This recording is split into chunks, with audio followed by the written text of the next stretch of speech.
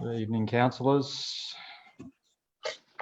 We'll commence the council meeting now with the opening prayer.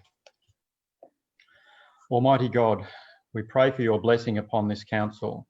Help and prosper its work for the advancement and benefit of its people, so that peace and happiness, unity and justice may be established among us all. Amen. Manningham Council acknowledges the Wurundjeri people as the traditional custodians of the land we now know as Manningham. We pay our respects to Wurundjeri elders past and present and value the ongoing contribution to the cultural heritage of Manningham. Council would also like to acknowledge the contribution made to Manningham over the years by people of diverse backgrounds and cultures. I welcome all members of the public to this council meeting this evening. In response to the evolving coronavirus situation, recent changes were made to the Local Government Act, which permit council meetings to be held virtually for a limited time. The health and safety of our community and employees is our priority during these uncertain times. So tonight we are holding our first virtual council meeting to further reduce the risk of transmission of COVID-19. You will notice a few changes to how we are conducting our meetings, therefore. You won't be able to attend the meeting in person, but you can watch the recording at any time after the meeting when it suits you, as it will be accessible on our website. We are still taking questions from the public and encourage you to submit your questions in accordance with our normal practices prior to the start of the meeting. As you can't be present in the chamber, your question will be read out and a response will be provided where we have the information to hand. If we're unable to provide a meaningful response, we'll take your question on notice and provide a response in writing. We will deal with a maximum of 2 questions per person and 2 questions on any one issue. If you have more than 2 questions, please submit these through the normal channels in writing to council. Finally, I would like to advise that if we experience technical issues during the meeting, we will make every attempt to resolve them within 30 minutes. If we're unable to resolve the issue, the meeting will be adjourned until another time and date. A notice will be placed on the council website advising the meeting has been adjourned and when it is expected to reconvene.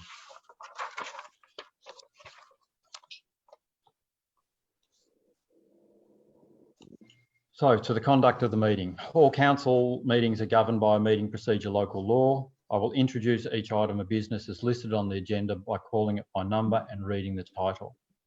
I will then call for a mover and a seconder of a motion on the item before opening any debate.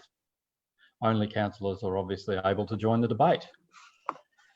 Councillors may adopt the officer's recommendation in the report or propose amendments and supplementary motions.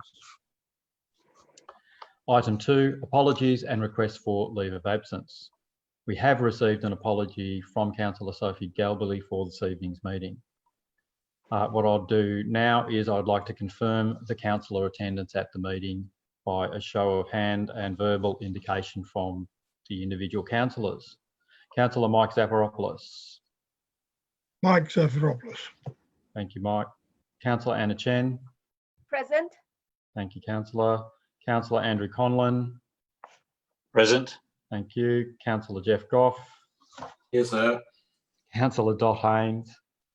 Here, Mr. Mayor. Councillor Michelle Kleinert. Yes, Mr. Mayor. And Councillor Paula Piccinini. Present. Thank you. So at this point, we can now see and hear all councillors. If you could just raise your hand at councillors each to confirm that you can all see and hear the proceedings. That's great, thank you. Item 3, prior notification of conflict of interest. No prior notifications of conflict of interest have been received. Councillor, would any of you like to give a notification of conflict of interest at this time? No one has indicated such, so we'll proceed. Item 4, confirmation of minutes.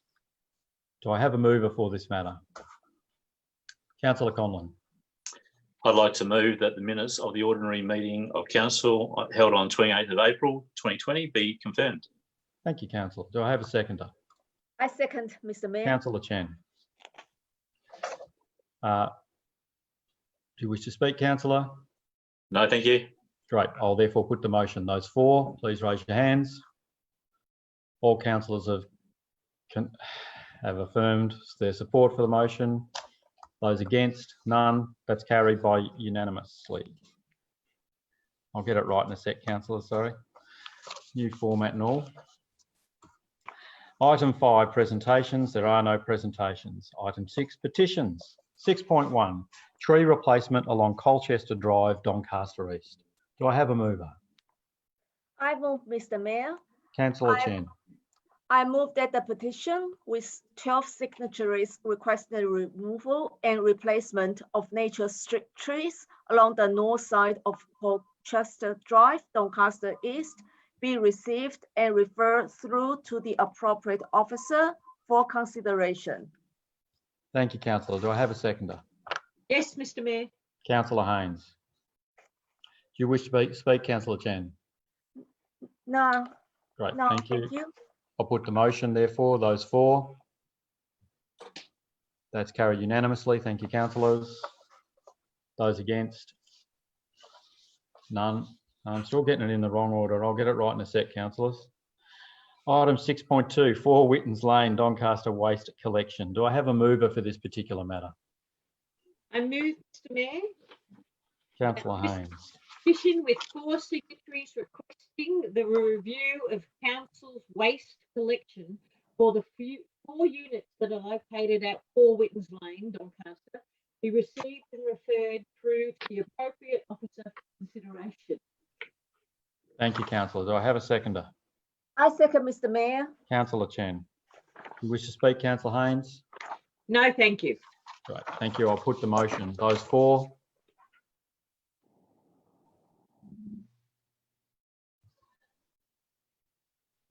All councillors have raised their hands in support. Thank you, councillor Goff. That there being no votes against, that is carried unanimously. Thank you, councillors. Right. So we've dealt with that item. We're up to item 7, public question time. We have received a number of questions for tonight's council meeting. At this time, anyone submitting a question to council is not required to be present, and therefore I will read the questions. The first 2 questions are from Mrs. Downey. Question 1. Following on from the announcement by Premier Daniel Andrews on Sunday 24th of May about further easing of restrictions, please could we advise when council facilities will be open to the public? In particular, I refer to the newly renovated FOMDAC rooms where we'd like to access to reinstate furniture and equipment, remove to allow the work to proceed, and when can we start dog training classes? Do these new measures allow for council meetings to be held in the chamber and for residents to attend the meetings? Okay, well, there's 2 questions there, not 1, but let's start with the first question on dog training classes. I'll refer the matter to the CEO. I'll refer this matter to the Director of City Planning and Community, Mr. Angelo Corumbus, who has just joined the meeting. Thank you, Mr. Mayor, and thank you to Ms. Downey for her question. I'll address this directly to Ms. Downey, I'm assuming that she's watching. So Ms. Downey, like you, council's looking forward to reopening the community facilities in line with the Victorian government's recent announcement, and we're currently finalising our strategy to safely reopen facilities. And as the Mayor said earlier, the safety of the community and staff remain our top priority. So while the Premier's announcement on Sunday identifies the 1st of June and the 22nd of June as key dates, we also need to remember that some restrictions will continue to apply on how people can use facilities and for what purpose. So in terms of when exactly the facilities will be open, we expect to be able to provide a further update to community groups affected by the current restrictions by the end of the week. Thank you, Mr. Mayor. Thank you, Mr. Corumbus.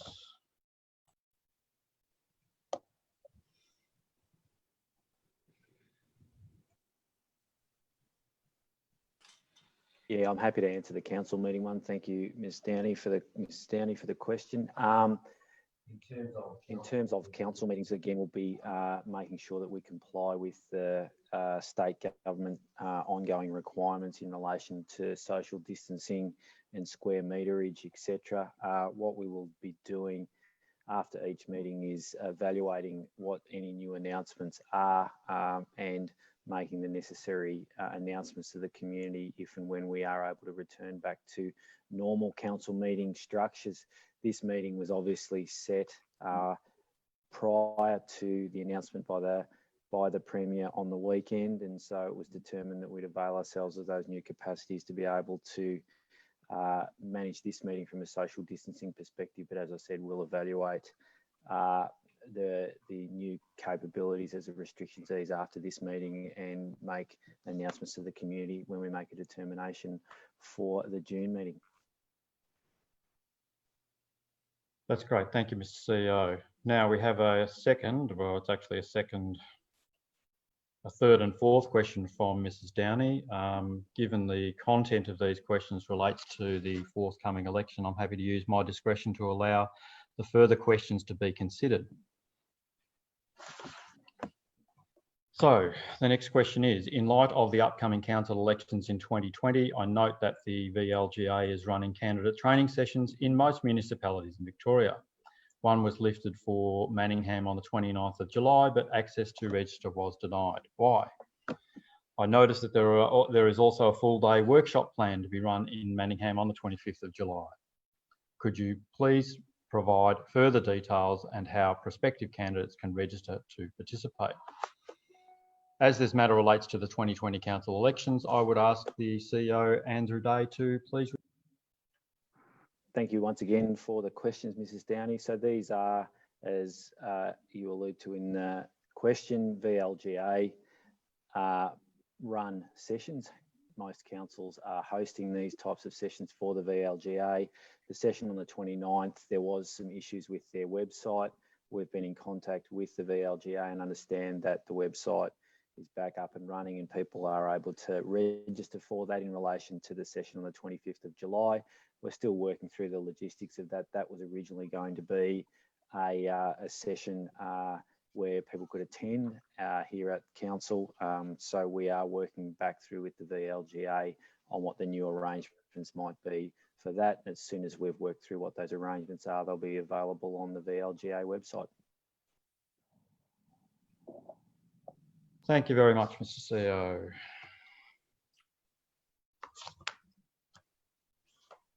We now have another couple of questions. We have received two questions from Mr. Gabriel Ng.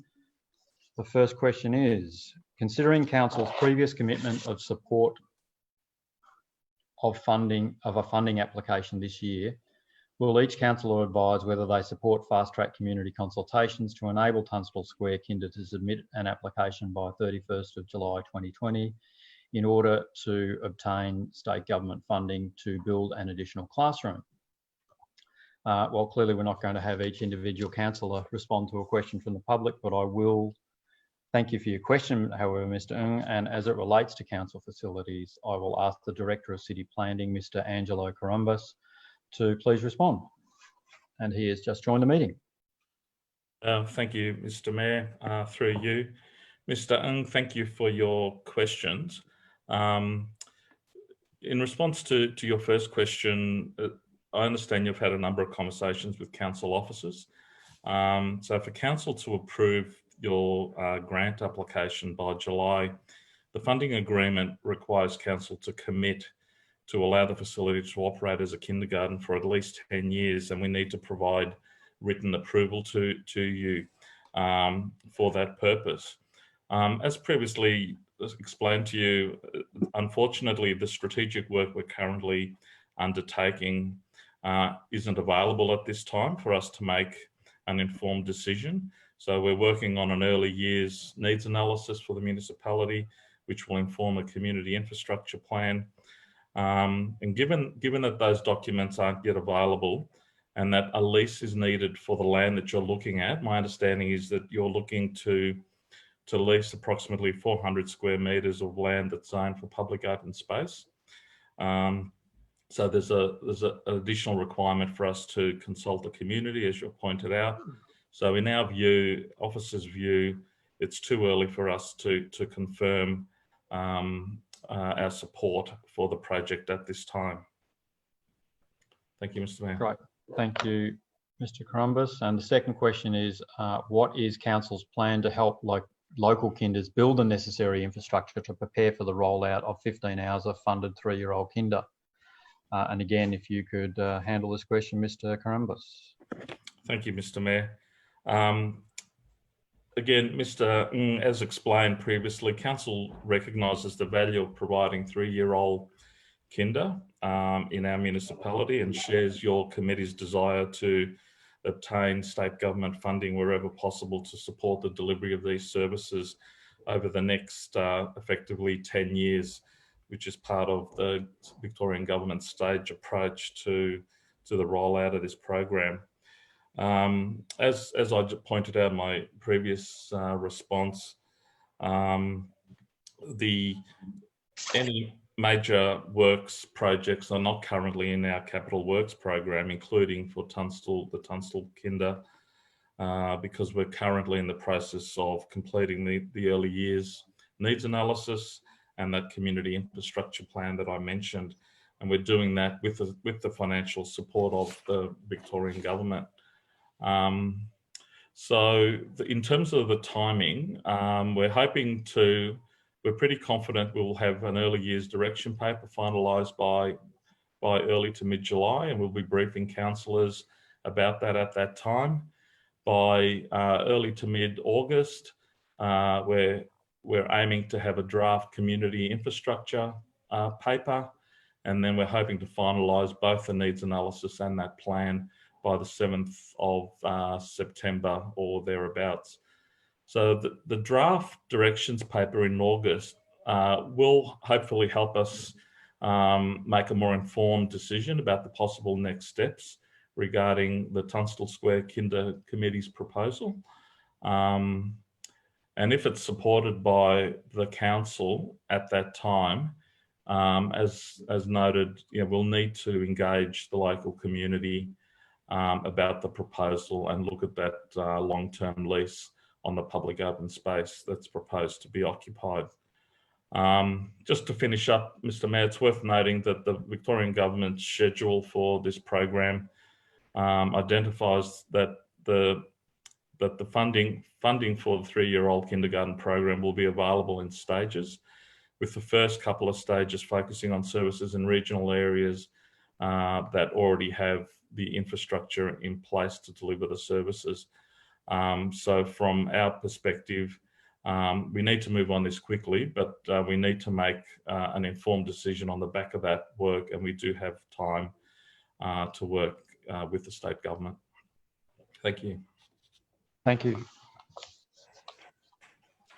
So that is the last of the questions from the community. So we'll now move to item 8, admission of urgent business. There are no items of urgent business.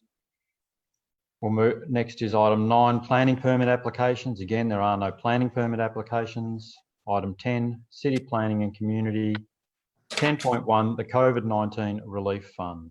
We have a recommendation before us, councillors. Do I have a mover for that particular matter? Councillor Conlon. Thank you, Mr. Mayor. I'd like to move that the recommendation be adopted. Thank you. Do I have a seconder for this matter? Councillor Zafiropoulos. Councillor Conlon. Thank you, Mr. Mayor. Can I first, because this is really close quarters, I'm actually going to explain that I've got this funny spasm in my eye here that I can't do anything about. So I'm not trying to make a pass at the public when I'm making a speech, but that's just part of my life at the moment, and I'm trying to, something will be done about it in the future. But I digress. So this is, we're talking about tonight, councillors, the COVID relief fund that we have approved on a previous meeting for the setup of this fund, and this is really to establish the details of how that might work. This is something that I'm very proud of as a councillor to have worked with my fellow councillors in developing this fund, the concept of this fund, and I thank the officers also for putting all the detail and listening to the councillors as we've gone through this over many weeks in consideration of this during SPS meetings. This is the COVID-19 is an interesting situation where we don't actually know how big the effects are. We don't know what the community effects will be in Manningham. We don't know how much it'll cost to alleviate those effects. And it is worth noting the significant amount of support from the federal government through various programs and state government. And this is our part, I guess, of that direct response for the COVID-19 virus. The fund is there's $300,000 there allocated for the immediate relief for our partners who are already struggling under the weight of community need. And there's also a medium-term effect, and this is the bit that's unknown. I think is that we actually don't know how many of our community will really need this. We don't know how much, as I said, it will cost, but this is a good attempt at and a significant attempt at ensuring that the council is being community focused, is looking after people, and most importantly, is actually partnering with existing organisations. This is not a setup. This is not for us to set up some, our own soup kitchen or anything. This is to partner with people who already know what they're doing, and to work in collaboration with those organisations to really make a significant difference to the people who will be affected, not just from the actual virus, but more so the economic effects of the shutdown that we are all feeling in one way or the other. So this is something as I said, I'm proud of, and I encourage the councillors to endorse this. And again, I thank you for your support during the formulation of this program, both the officers and my fellow councillors. Thank you, Councillor. Councillor Zafiropoulos, do you wish to speak? I think Councillor Conlon has covered this particular item well. The only thing I would like to mention, in addition to the short-term relief of $300,000 and the medium term of $700,000, there will be another $380,000 which specifically addresses the needs of the elderly. And we know that the elderly have suffered in our community because of the forced isolation. I know lots of organisations that ring me and say, how do we communicate with our members? Can you help us in any way or form to do that in a different way to the way we were able to do before? So allocating $380,000 is a substantial amount to address this particular need. The thing is that elderly organisations do not possess the sort of skills to put together an application quickly. So we have determined that there will be two particular times, one in September and one in March, I think, next year, that will allow community organisations dealing with the AIDS to make a submission. I think that's just about it. I think it's important to point out here that the City of Manningham recognised right at the outset that whilst this is a federal and state government sort of major issue, we also had a responsibility, being close to the people, being able to identify needs much more specifically than the broader governments do, to identify those vulnerable groups and to make funds available in order for us to be able to bring them up as much as possible to the standards that they used to enjoy before the crisis. Great, thank you, Councillor. Are there any speakers against? Are there any other speakers for the motion? In that case, I will put the motion. If you could raise your hands to indicate support, councillors. All councillors' hands are raised, so that is a unanimous decision. That is passed. Thank you, councillors. Item 10.2, request for a disability advisory committee. Mr. Mayor, I'd like to... Yes, Councillor Piccinini. Thank you. I'd like to move to defer this motion to the next public council meeting. I'll second that. Thank you, councillors. That's a moved and seconded. Would you like to speak to the matter? Actually, sorry, that's a procedural matter, so you don't get to speak to it. Well, it might be nice for the public to know why. No? Please provide just a... Yeah, just a brief explanation. No, I No? actually, no, there's Okay. no point. It's a procedural motion. Okay. The motion defers the matter. I'll just put the motion to the table. Yeah. It's been moved that the matter be deferred to the next public council meeting. All those for? Councillor Conlon, McLeish, Kleinert, Goff, Haynes, Zafiropoulos and Piccinini. Those against? Councillor Chen. The matter is passed. Thank you, councillors. Item 10.3, Arts Advisory Committee Annual Review. Do I have a mover for this particular item? Councillor Piccinini. I move that the recommendation be adopted. Thank you. Do I have a seconder? Councillor Kleinert. Thank you. Councillor Piccinini. Thank you, Mr. Mayor. The matter that we have before us is the annual Arts Advisory Committee review. I'd like to, as the chair of that committee, acknowledge the members of that committee. They are Bernie Alabrando, who is the Public Programs Manager at Heidi Gallery, and we're very lucky in Manningham to have such a significant gallery in our municipality. Also, Sophie Bazegi, who is a filmmaker and a visual artist who grew up in Manningham and is currently completing her PhD in art at RMIT. We have Simon Cross, who's an art and photography teacher at Doncaster Secondary College and is a practicing ceramicist.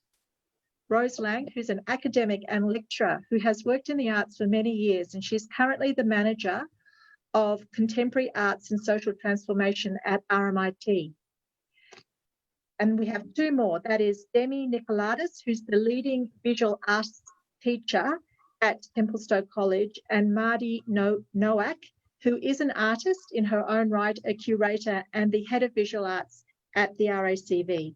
So as you can see, we have a highly experienced, knowledgeable and engaged membership who's provided excellent advice and recommendations to council throughout the year. This past year, as an advisory committee, we've discussed possible options and future directions for our arts collection policy. We've also discussed a new public arts policy looking at contemporary art spaces and transitory art that engages our community in places that we know that they love to be, in our open spaces and in our parks and gardens. And we have provided feedback to our officers for this year's public arts programming. We've also discussed the placement of our signature gateway sculptures, which will be relocated. They're presently at Fitzsimons Lane, on Bridge Street in Bulleen, and at Doncaster Road, and all those signature pieces will be relocated because of the North East Link project and the works done in Fitzsimons Lane. So I do know that our officers highly value this committee's input, and the committee's recommendations will be incorporated in an officer's report that will come to council this year, particularly looking at our arts collection policy and our public arts policy, which is due for renewal. So as the members of this committee have been with us since August 2018, which is almost 2 years, we meet quarterly, and I'd just like to really acknowledge that we value their ongoing contribution to our municipality. Thank you. Thank you, councillor. Councillor Kleinert. Nothing to add. Thank you. Are there any speakers against? Any other speakers for? Councillors, just note that we have one councillor has dropped out of the meeting. So Councillor Zafiropoulos, I'm sure, will join us again in a few minutes. There'll be a technology issue, but we will be proceeding and voting on this matter and continuing with the agenda. So I will put this motion on the Arts Advisory Committee annual review. Those for? All hands are raised, so the matter is carried. Thank you, councillors. Item 11, City Services. There are no City Services reports. Item 12, Shared Services. 12.1, the draft 2020-21 annual budget incorporating the 2020 to 24 strategic resource plan, adoption in principle. Do I have a mover for this particular matter? Mr Mayor, Councillor Goff. I move as on the paper, the recommendation be adopted. Thank you, councillor. Do I have a seconder? Councillor Conlon. Over to you, Councillor Goff. Thank you very much, and I'm, Councillor, pleased to move this draft budget for the financial year of 2020 to 2021, and that also incorporates our strategic resource plan in there and a number of initiatives that we've outlined for this year. We've come up with this. It's been a culmination of a lot of extensive work done by a lot of the departments in Manningham in their coming up with the figures and things like that, and council officers, and may I say councillors, on getting some priorities into the process. We're partway through this process with our draft document, and if this is passed tonight, we'll be publishing that for community consultation and feedback, which we're seeking on this document. And I think the final document comes up on the July meeting this year to, if whatever the final document is, with any changes or anything from the community consultation, will be up for us on the July 28th meeting this year. Now, it's important to note that you know, our budget and documents are really have been prepared in accordance with all the state government acts, regulations and policies, and they're presented in the model budget format that local government wants, and it adheres to the 2% rate cap as prescribed by the state government. This budget achieves our long-term financial plan, and it's based on principles that we've outlined. Basically, if you look at section 2.3 of our report, the budget principles and things are outlined there. And with this budget, it's really important that we actually tick all the boxes of being a low financial risk council by VAGO and their criteria. So we are a council that is responsible with its stewardship of money. Whilst there are lots of financial challenges going forward that we've got with regard to some cases of lower grant funding and lower expected revenue from some areas, and increases in state government charges. And one such one is a massive 30% increase that the state government has imposed on local government with a landfill levy. And you know, we've absorbed this. Well, it's a $1 million hit, I think, and kept our waste charges to the same level as last year with no increase. This is actually achieved by us always, and council, and very proud council, is always mindful of the responsibility of spending public money and doing it wisely, and continually identifying opportunities to reduce our operating costs and increase efficiencies to achieve that financial sustainability that is so important for a local government. Sustainability of being viable and producing the services that are required for the community, not just this year or next year, but being able to do it into the future. Exactly. We're also very proud of our commitment that we have at Manningham of at least 30% of rate money gets directed to capital works.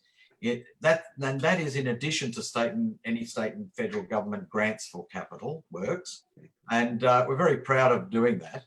And we're announcing nearly a $53 million capital works program, which is outlined in section 3.6, a $3 million COVID response, which is outlined in 3.7, and may I say $132 million, or I think it's 130, yes, $132 million operational budget, which includes a lot of the things that we sort of take for granted in our community, such as maintenance of roads and drains and footpaths and waste and recycling and grounds, parks and gardens, and maintenance of all of that. Services to the aged and disability. We've got libraries, $4.5 million going into ensuring that there are libraries here within Manningham that are open. And, planning, our planning area is costing nearly $4 million a year to run those processes of planning. Yes, we might recover a little bit, but it is a cost to everybody. And community venues and halls, they're at $2.2 million. That's not building them. This is keeping them open for our community. So there are a lot of costs involved in the operation, and spending it all wisely is very important. With that, I don't know whether I've done my time or I think you have, Councillor. I think so. I'll finish with that and hope you all support the motion. Thank you, Councillor. Over to you, Councillor Conlon. You're on mute at the moment. Thank you, Mr. Mayor, and thank you, Councillor Goff. As you rightly pointed out, this is a great budget in terms of financial rigour and long-term sustainability of our finances, and allows us to do a lot of things. And I think we need to also just acknowledge the previous, the financial management up to this point that's allowed us to still meet those guidelines, those VAGO guidelines, and provide for the significant relief that we have done for the COVID-19 response. As Councillor Goff mentioned, this is something we should be proud of as a council to be at this point. And it does take making tough decisions sometimes, and not just spending money at a whim, but really considering everything carefully. And if you look at the extensive capital works program, there's a lot of stuff in there that's also mentioned in the operating budget. So when you look at the maintenance of roads, $12 million, we've also got $13 million for capital works on roads. So you add those two up, and you end up with significant part of the budget looking after our roads. It's not a very exciting thing, but it's the thing that we all drive on, and we all appreciate when we drive in some other councils and they don't look after their roads. So and then we've got $6 million for community buildings, $13 million for recreation and community facilities. These are significant community building assets, and it's great that we can afford to both maintain them and upgrade them, which is what we're doing through that capital works program. The drainage improvements, it's something that's we've gone around we've gone around a bit in terms of the flood mapping, but the drainage improvements are important, and it's an ongoing cost to the council to make sure that we provide for the future, and that we keep upgrading our drains to allow for the 1 in 100 year events. So then there's the $3.5 million for parks, open space and streetscapes, as well as $4.2 million to improve footpaths and cycleways.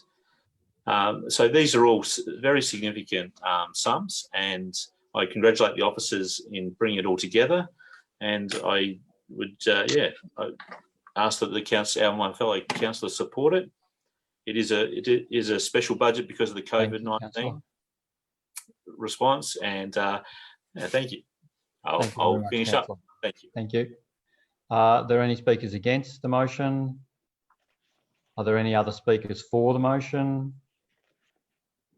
Councillor Piccinini. Oh, thank you, Mr. Mayor. I would just like to say that this budget reflects our community. It's fiscally conservative, it's debt-free, it's well planned, it's considered, it's caring, with the COVID-19 relief funding. And there's a real focus on capital works. Of out of $132 million budget, 40%, as mentioned by my fellow councillors, is on capital works.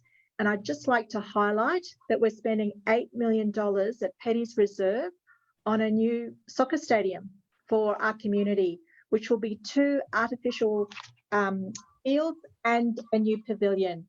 And floodlighting. And floodlighting, yeah, and a new road and new parking. So we are people who look after what we've already got and think really hard about the new facilities that we do build and maintain. And that is definitely a highlight in this budget this year. Thank you. Thank you, Councillor. Any other speakers for the motion? In that case, I will put the motion. Those for? I see all councillors' hands are raised, so that motion is carried. Thank you.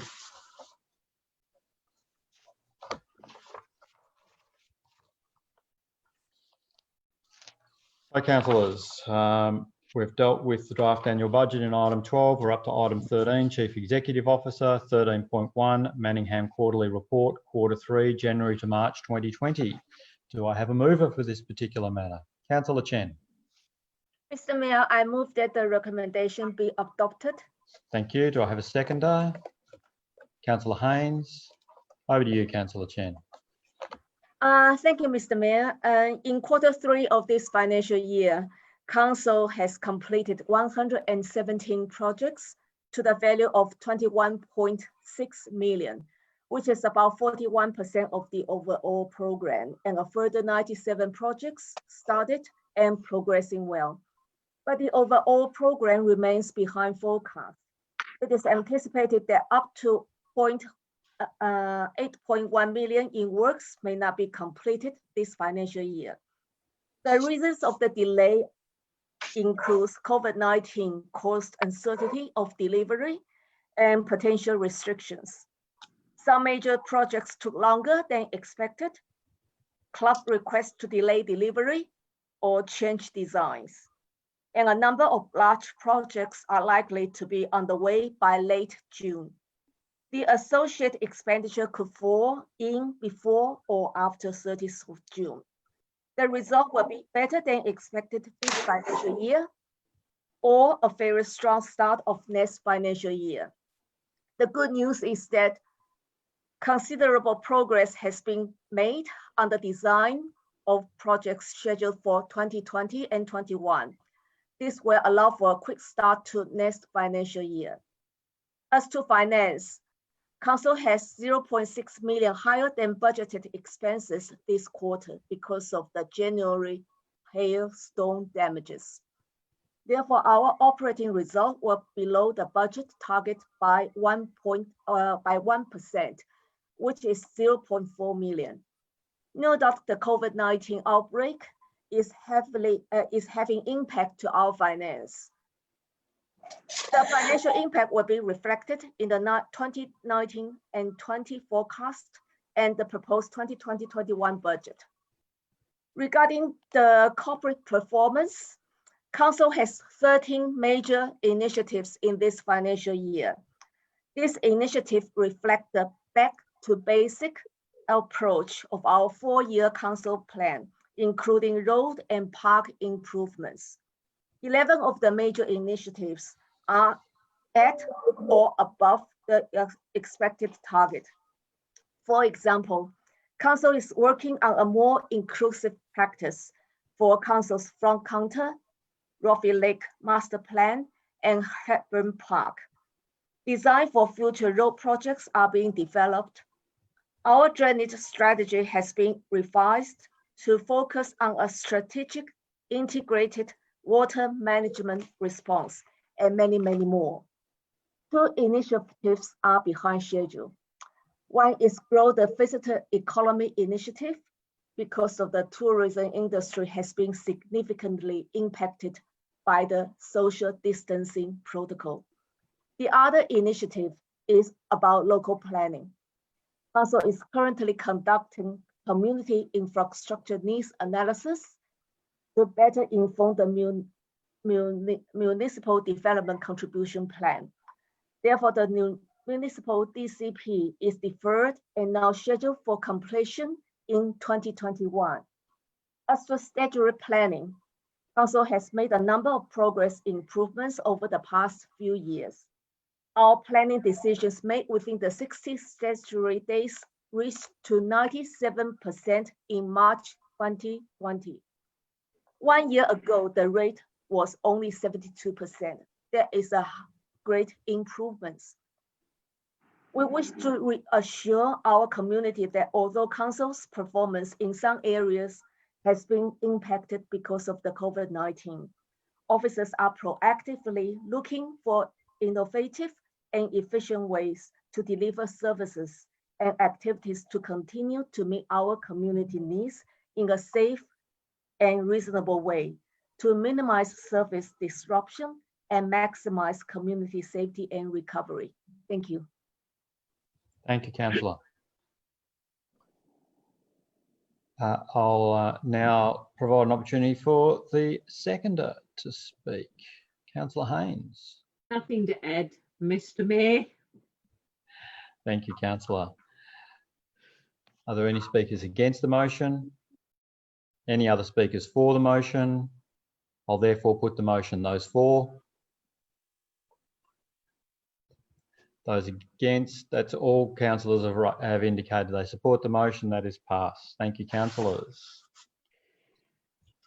Record of Assembly of Councillors, item 13.2. Do I have a mover for this particular matter? Councillor Conlon. You'll need to unmute your microphone, councillor. Thank you. I move that the recommendation be adopted. Thank you. Do I have a seconder? Councillor Piccinini. Over to you, Councillor Conlon. Nothing to add. Thank you. Councillor Piccinini. Nothing to add. Thank you. I'll put the motion. Those for? I see all hands are raised. That is carried unanimously. Thank you, councillors. Item 13.3, documents for sealing. Do I have a mover for this particular matter? Councillor Kleiner. Move that the recommendation be adopted with the following additional agreements. Consent to build over an easement agreement under sections 173 of the Planning and Environment Act 1987, Council and AP Martin H. Balasri and D. Sakakumnati, 11 Florence Avenue, Sorry, that's 12 Florence. 12. 12 Florence. 12 Florence Avenue, Donvale. Deed and renewal and variation of lease, Council and Deep Creek Preschool Inc., Part 510 to 518 Blackburn Road, Doncaster East. That's great. Thank you. Do I have a seconder for the matter? Councillor Haynes. Aye. Thank you, councillor. Do you wish to speak to the matter, Councillor Kleiner? Thank you. Councillor Haynes. No, Mr. Mayor. Thank you. That being the case, I will put the motion. Those for? I see all hands are raised, so therefore that matter is carried unanimously. Thank you, councillors. Item 14, urgent business. There are no items of urgent business. Item 15, councillor question time. Councillors, do you wish to raise any questions? Councillor Chen. Thank you, Mr. Mayor. My question is about buses again. And in the attached quarterly report, it says in implementing the bus action plan, Council has commenced advocacy work for a new bus service along Templestowe Road to connect to the Heidelberg train station and La Trobe employment cluster.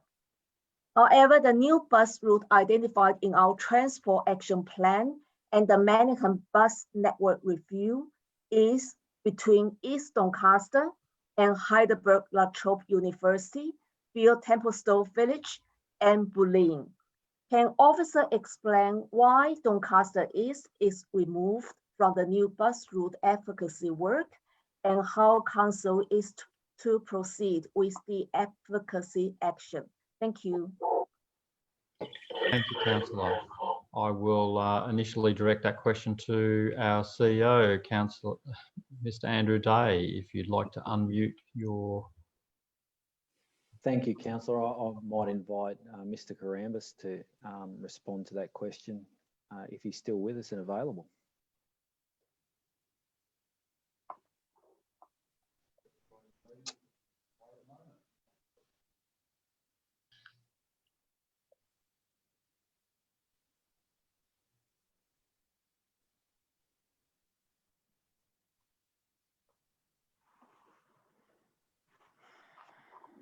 Hello.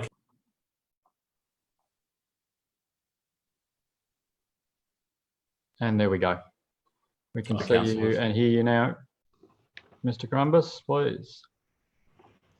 Councillor Chen, thanks for your question.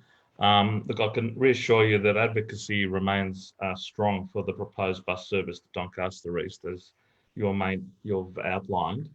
The update that we've included in that quarterly report reflects that at the moment we're actively advocating to upgrade the Templestowe Road as part of the North East Link project to accommodate future bus services along that corridor. So advocacy on the proposal to provide bus services between Doncaster East, the Pines Shopping Centre and Heidelberg, as you sort of pointed out, will ramp up once again once the state government commences its bus services review for the eastern suburbs, which we're expecting the Department of Transport to commence later this year. And as you probably know, we're also progressing advocacy to support this matter through the bus review advocacy work that we're doing through the Eastern Transport Coalition. Thank you. Thank you, Mr. Grumbus. Are there any other questions, councillors? Councillor Goff. Thank you, Mr. Mayor. I've got a couple of questions, and they're to do with COVID. You know, I think council have done a lot of good work in the community over this COVID lockup that we've had, and a lot of facilities and a lot of council programs have been put into a different, I suppose, spin, but also some of them have closed down. I'm just asking how, first of all, how are we going to inform our community of how things are opening and when they're opening? And more importantly, how are we doing that? I know that we've worked hard with all the different departments have looked during this time when things are closed. I'm sure have been working very, very hard to work through how they're going to reopen and the steps that they need to take. And I'm sure that as soon as the government announce a time that things can reopen, we would be ready to open pretty well straight away because of the work that we're doing throughout this particular time. I'm just wondering how we're going to let the people know about things like the library opening, the date, because I think that's due to open on the 1st of July. I know that there's another board for that, but our main office, the different tennis courts and things like that. Are we getting any feelers on field sports like football and basketball, or what's happening there? Perhaps there is nothing there formally, but what about informal use of those grounds by people, and all sorts of other things that we've got that are running, and halls that can be rented out and things like that. Have we got, where could people go to? And if you can make a comment about our preparedness to straight away introduce the state government when they relax things, straight away on their timetable, open the things up that should be opened.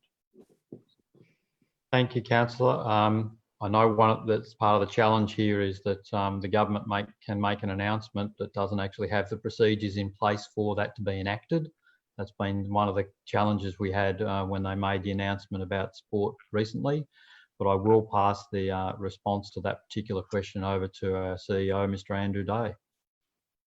Thank you, Mayor, and thanks for the question, Councillor Goff. And I agree with your comments in terms of the way that our community in Manningham has handled the shutdown period and also are working with us collaboratively on the reopening as well. We've been really pleased with particularly the way in which the community's utilised parks and our open spaces in a really responsible way. It's made it really quite simple from a council perspective to be able to continue to provide those services to the community. And we know that a number of councils have had some difficulties with various places and spaces, and we certainly haven't found that challenging in Manningham's areas. So that's been great from our perspective. And you're quite right, we have been working behind the scenes over a period of time since the shutdown to get ready to reopen again. As the Mayor said, one of the challenges that we do have is that often we'll get an announcement on the Sunday, but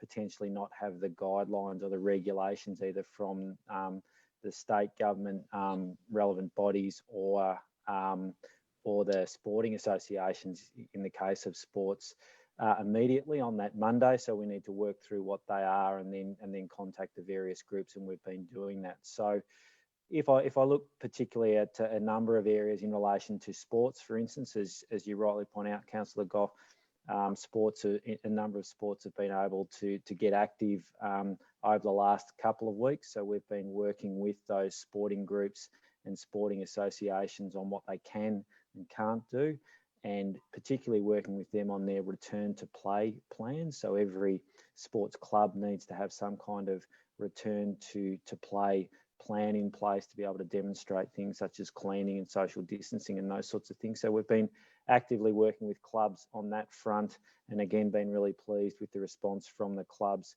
and a number of those clubs are back up and operating again, albeit in limited form. We're continuing to work with clubs, sports such as football, netball, etc., that have more contact associated with them, and indeed have some more restraints around them at the moment, and also with their relevant sporting associations to make sure that we're supporting the clubs to develop their plans within the guidelines of those sporting associations as well. So we're working really quickly on that front, and I'm really pleased to see a number of clubs up and going already, and more to come this week.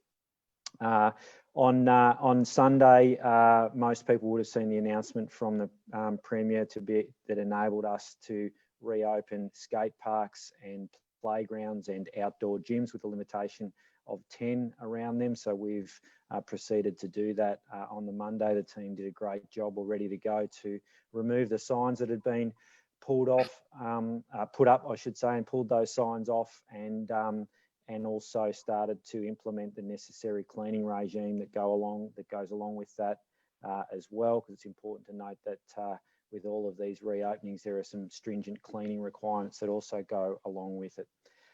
So I won't touch on everything, but I'll come back to where people can find out more information in a moment. Just a couple of key other areas as well. On the 1st of June, we're going to have some more capability to be able to reopen things like community halls and facilities, again with restrictions around them in terms of numbers, maintaining that 4 square metre rule, etc. So we've definitely, as Angela, Mr. Karambas pointed out in his previous answer to a question in relation to that, we'll have more details on those halls and facilities towards the end of this week, and be ready to roll on a number of those.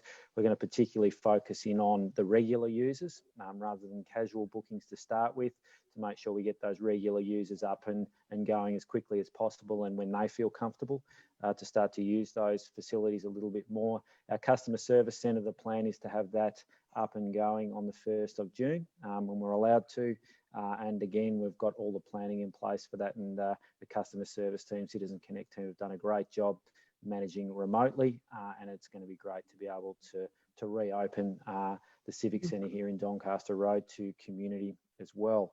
We're working closely with, just on the pools side of thing, we're working closely with Belgravia, who are the providers of that service on behalf of Council at Aqua Arena.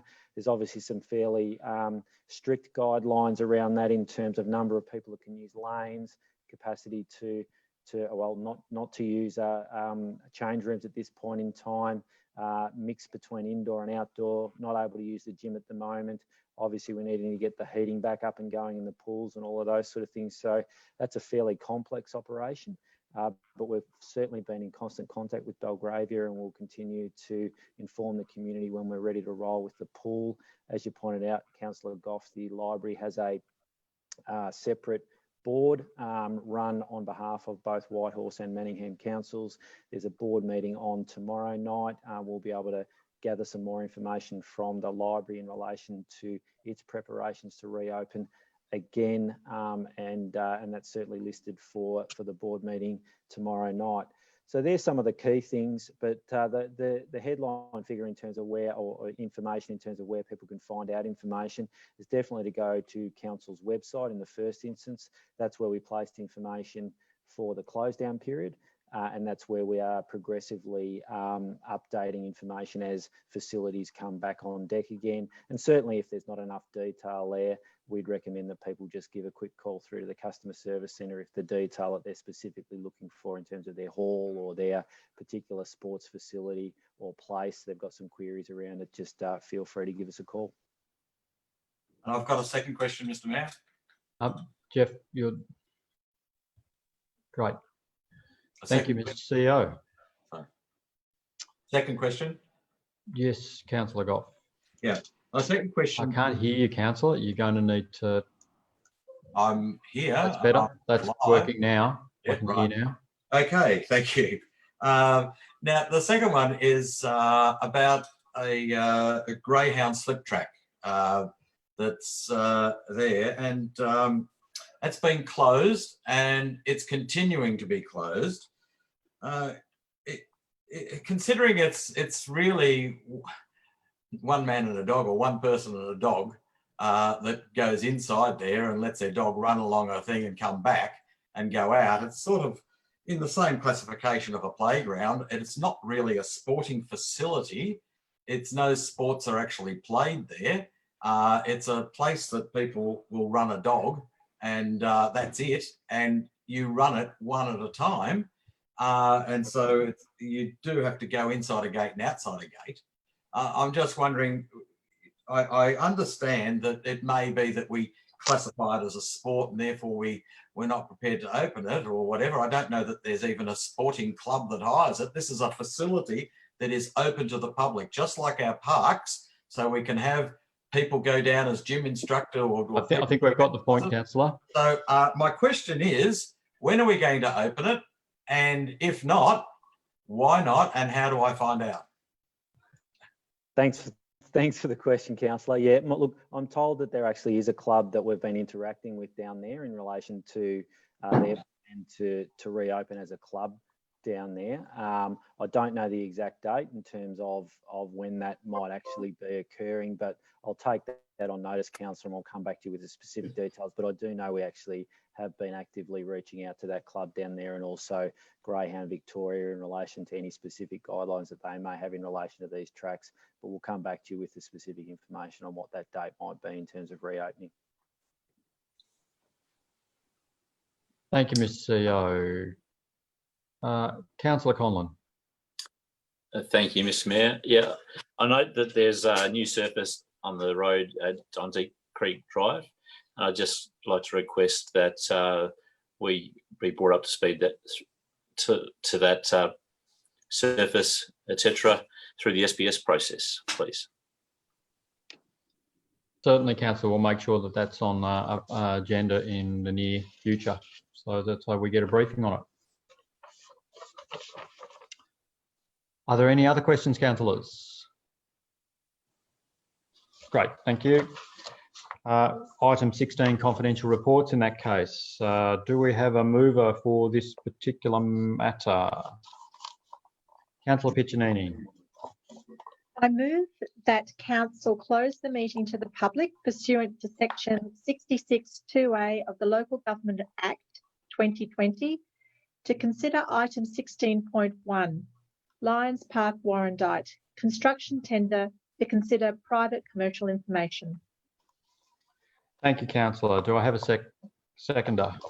Councillor Conlon. I'll therefore put the motion. Those for. I'll see all councillors have their hands raised, so that motion is now carried.